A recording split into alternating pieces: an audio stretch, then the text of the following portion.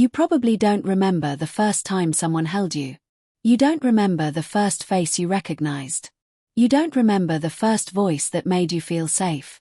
But before you could speak, before you could walk, before you even understood what a person was, your brain was already asking a question.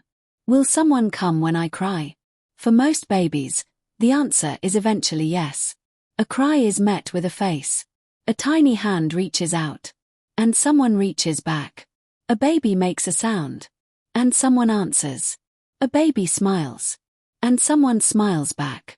It looks ordinary, almost meaningless. But inside that tiny exchange, something enormous is happening. A human brain is being built. And now imagine the opposite. A baby cries. And nobody comes. The baby reaches. And there is no familiar hand. The eyes search the room. But there is no face consistently looking back. Food may arrive. A diaper may be changed. The child may be kept physically alive. But something essential is missing. A relationship. So what happens to a human brain when the person it needs simply isn't there? The answer was discovered in one of the darkest chapters of modern child psychology. And it began in Romania. The children without a person. In the final decades of Nicolae Ceaușescu's communist regime, Romania experienced a dramatic rise in the number of children placed in state institutions. The reasons were complicated. Poverty, government policy, family separation, and a pronatalist system that encouraged large families while restricting access to contraception and abortion. By the end of the regime, thousands of children were living in institutions. From the outside, these places could look like orphanages. But inside, the problem was not simply that children lacked parents. It was that many lacked consistent caregivers. One adult might care for many children.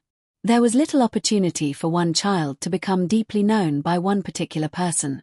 A baby might receive food, clean clothes, medical attention, but not enough of something that cannot be measured with a bottle or a thermometer. Responsive human interaction. And this distinction would change psychology. Because a baby does not merely need calories. A baby needs someone who notices. Someone who learns the difference between a hungry cry, a frightened cry, and a tired one. Someone who looks into their eyes. Someone who picks them up.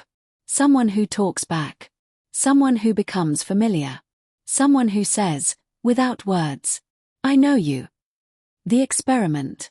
Years later, researchers Charles Nelson, Nathan Fox, Charles Zeanah, and their colleagues began studying children who had experienced institutional care in Bucharest. Their project became known as the Bucharest Early Intervention Project. It was extraordinary for one reason. The researchers weren't simply observing what happened. They were studying whether a different environment could change the trajectory. The study involved 136 young children living in institutions. Some remained in institutional care. Others were placed into specially supported foster families. These foster parents were encouraged to become psychologically committed caregivers, to treat the children not as temporary assignments, but as members of their families. The children were then followed across childhood. And what they found was unsettling, but also hopeful. Because the damage caused by deprivation was real. Yet it wasn't destiny. When the brain doesn't get the message. Think about learning a language. A baby doesn't sit down with a textbook. Nobody explains grammar. Instead, the baby hears voices. Again. And again. And again. Someone says their name. Someone responds to their noises. Someone laughs when they laugh. The child makes a sound. The adult answers. The child makes another. The adult answers again. This is sometimes described as serve and return. And it isn't just cute. These repeated interactions help shape developing neural circuits involved in language, emotion, attention, and social interaction. The brain is expecting this conversation. Not necessarily with words. With faces, sounds, touch, expressions, responses. You reach. I respond. You look. I look back. The brain learns. People respond to me. My actions matter.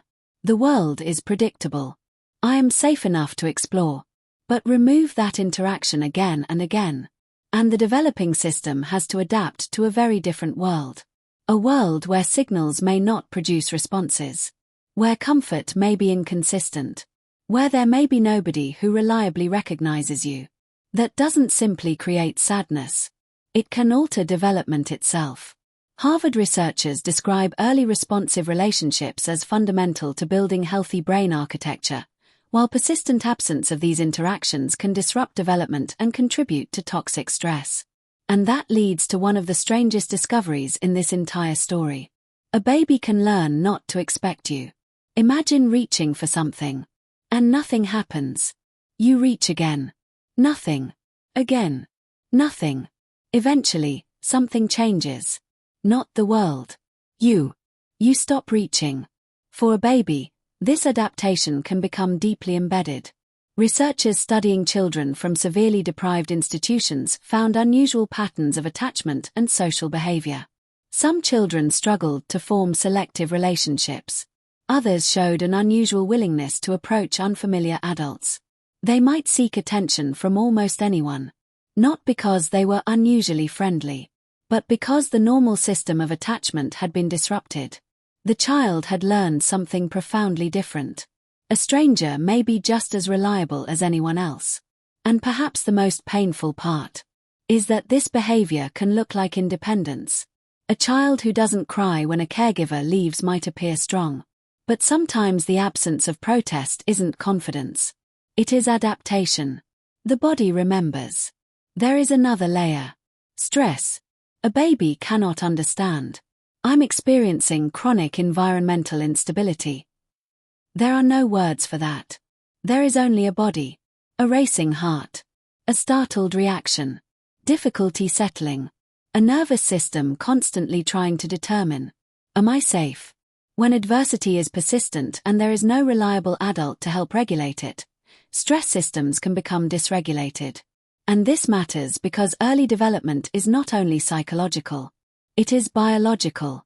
The developing brain and body are constantly responding to the environment.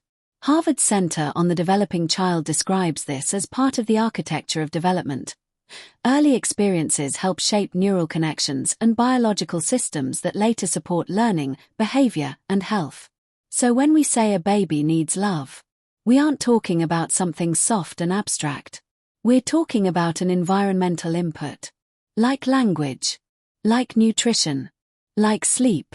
Like safety. Relationship is part of development. But then something unexpected happened. The Romanian children gave scientists something even more important than evidence of harm. They gave them evidence of recovery. Children who had experienced institutional deprivation were placed into high-quality foster care. And many began to improve. Cognitive development improved. Physical growth improved. Attachment improved. Mental health outcomes improved. The benefits weren't identical for every child. And earlier intervention tended to matter. But the overall message was powerful.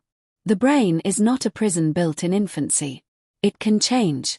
The Bucharest research found that children assigned to foster care had better cognitive and physical outcomes and less severe psychopathology than those who remained in institutional care, with benefits that persisted across development.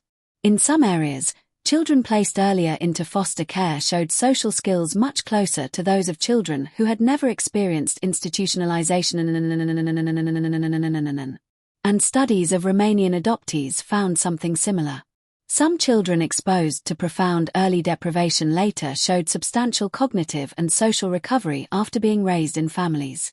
Others continued to experience significant difficulties. The outcome was not one simple story. It was remarkably varied. Which brings us to the most important truth. Love is not magic. Love cannot erase every consequence of early deprivation. And deprivation does not guarantee a damaged future. Human development is not an equation with one answer. Genes matter. Timing matters. The severity and duration of deprivation matter. The quality of later care matters. The child's wider environment matters. And chance matters. Researchers studying Romanian adoptees found substantial recovery in many children, alongside persistent difficulties in a substantial minority. The effects were serious, but not deterministic. That word matters. Not deterministic. Because there is a dangerous myth hiding inside conversations about childhood trauma. The myth that the first years decide everything. They don't. The first years matter enormously. But humans remain capable of change. A neglected child is not a ruined adult. A disrupted attachment is not a life sentence. A difficult beginning is not the same thing as a predetermined ending. So what does a baby actually need? It is tempting to imagine that babies need extraordinary parents. They don't. They need ordinary moments. Repeated thousands of times. A parent picking them up. A caregiver answering a cry. Someone smiling at them. Someone talking nonsense back to their babbling. Someone noticing when they're overwhelmed. Someone saying, "I'm here." Again. And again. And again. These moments may look insignificant to an adult. But to a developing brain, they are information. They teach the child what relationships are. What emotions mean. Whether the world is predictable. Whether other people can be trusted. Whether their own signals matter. Whether they belong. The WHO describes nurturing care as involving health and nutrition, safety and security, opportunities for learning, and responsive caregiving. Notice something. Love isn't listed as a luxury. It is part of the environment a child needs to develop. The question changes. So, what happens to a baby who grows up without love? The answer isn't. They become damaged. It isn't. They become cold. It isn't even. They become incapable of loving. The real answer is more complicated. A baby deprived of consistent, responsive relationships may have to build a brain around uncertainty, around stress, around unpredictability, around the absence of a stable person. And those adaptations can follow them, sometimes for years, sometimes into adulthood. But the same brain that adapted to deprivation can also respond to a different environment. Because development doesn't stop. Relationships can become corrective experiences. Safety can be learned. Trust can be rebuilt. New patterns can form. The story can change. The last thing a baby learns. Think about a newborn lying in a room. They don't know the word mother. They don't understand family.